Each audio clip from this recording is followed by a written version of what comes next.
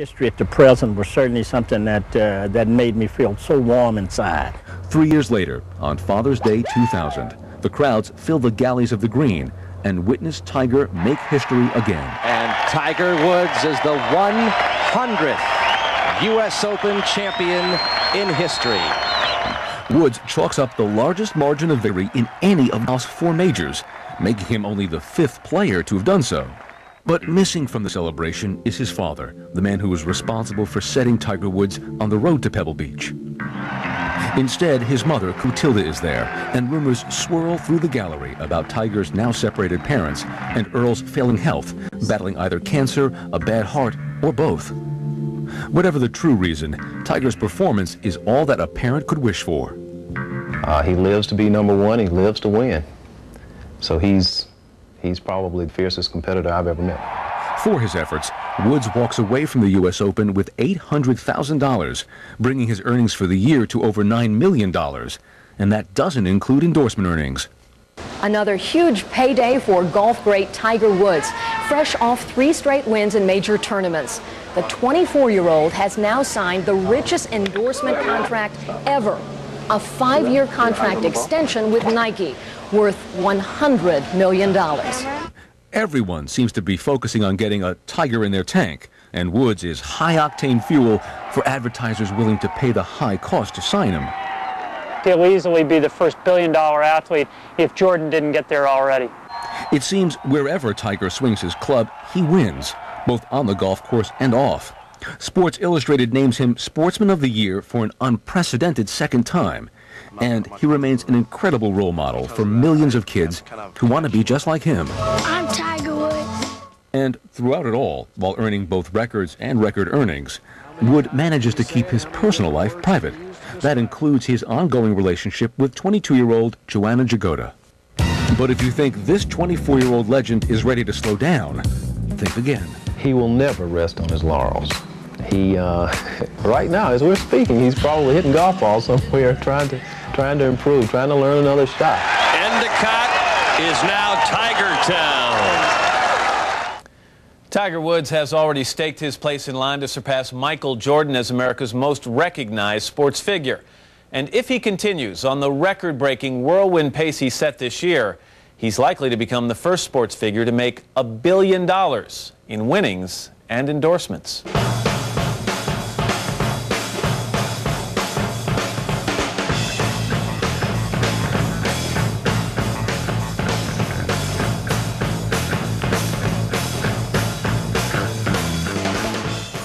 Our next class of 2000 headliner proved to us all that a former car salesman and real estate broker can make a minor legend of himself if he just grins and bears it. Who is it? The answer next when the class of 2000 continues.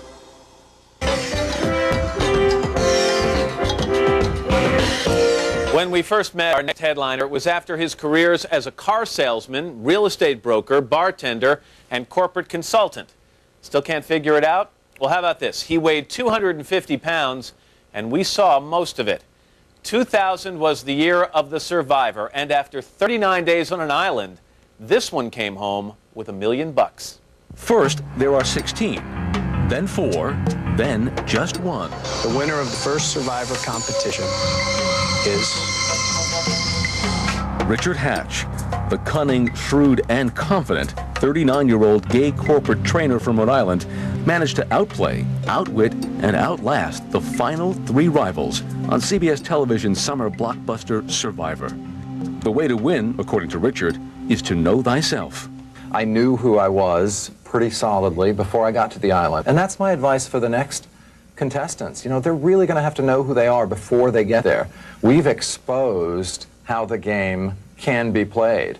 The stakes are up a level now. So they've got to really get in there and know what they're doing early, not figuring out who they are as they land in Australia. For his efforts, Hatch won a new car and $1 million. CBS won over 50 million viewers. I thought it was great. Who were riveted to their sets, making Survivor the most watched epic in the history of television. But Richard's brash personality seems to make some of his rivals less than enthusiastic when he is declared the winner. Blown away. Sick. I was shocked. I had to sit down. I was so disappointed. You know, he's been talking about this from day one. He's absolutely right he's going to win. So when he got it, it was like, I felt like it was a book that already been written. He's smart, got a big mouth, not in a homosexual kind of way, but, you know, so I stuck with him. Rich crafted the whole alliance. I think he has been plotting from day one, and I got to reward his initiative with $1 million. It wasn't me, but oh well. Leave your clothes on, because nobody likes a naked guy. Nobody likes a naked guy. That says it all. But not quite all we've seen of Richard Hatch. Since becoming very rich, some advertisers are helping to make Richard very famous and hoping he'll do the same for them. He's written a book called 101 Survival Secrets: How to Make $1 Million, Lose 100 Pounds, and Just Plain Live Life Happily. And Richard is spreading around some of his wealth through a program he created called Horizon Bound. It's his version of Survivor for disadvantaged kids. We'll hit the woods and we'll go rappelling and canoeing and backpacking and hiking. And at that time of life, it's when kids are developing self-esteem and self-confidence. What they win are skills to help them survive in real life. Richard Hatch wasn't the only big survivor of the year. Comedian David Letterman gave us all a scare, but even open heart surgery didn't take away any of the late night attitude that's made him famous. It's Late Night with David Letterman. He's irreverent, sly, and one of the most influential personalities on television. What do you want to talk about? I don't care, but touch me again. David Letterman, from local TV weatherman, where he showcased his quirky sense of humor. And I think you'll see that once again we've fallen to the prey of political dirty dealings. The higher-ups have removed the border between Indiana and Ohio, making it one giant state. Personally, I'm against it. To stand-up comic. And on the back of the can of Gillette Foamy in red letters it says, "Do not spray shaving cream toward open flame." Thank God they finally had the sense to put that warning on there, huh? And finally, late night legend. He's a marvelous television talent. He's one of the few people that I could watch night after night after night. And most viewers agree, a night with Letterman always brings the unexpected. Because I thought that I would never want to do this show with you. Now why? Now let's explore this a little. Why? Because you thought I was an ass.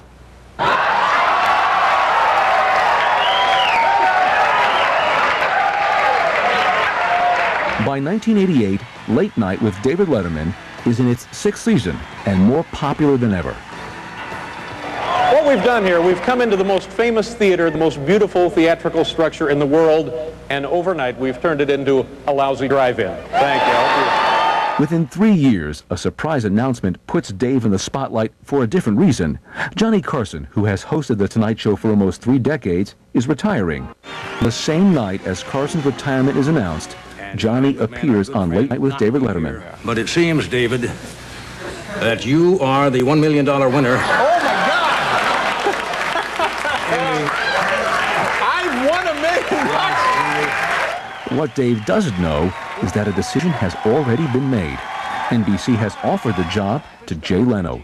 This news puts in motion one of the biggest battles in late-night TV history. Soon Dave had offers from ABC, Fox, CBS, and a number of studios and syndication. Everybody wants him. He has huge offers on the table. But it's a proposal from CBS that Dave finds most interesting.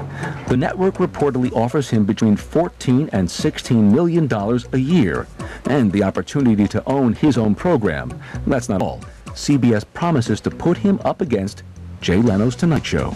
Dave accepts the CBS offer. And I want to thank them for their support. And also, I would like to thank them for their generosity because... After 13 years at NBC, Dave says his final goodbyes on June 25th, 1993. He makes it an occasion to perform one last joke at NBC's expense. Welcome to the program, ladies and gentlemen. You are looking at a very excited, very happy man. Listen to this. Earlier today, for the first time, NBC named me Employee of the Month. Dave is set to go head-to-head with The Tonight Show's Jay Leno. It's hyped as the clash of the Titans. I think it'll be exciting once we go against each other. I mean, you're always better when there's competition. But after just 2 years, the grind of competing against Leno is beginning to wear Dave down. In the year 2000, Dave's troubles reach far beyond his sagging ratings. On January 14th, Dave announces that he's going in that night for tests on his heart. Regis, they go right up inside your... In your groin muscle. Yeah. They run it right up your groin. Right, very close to your...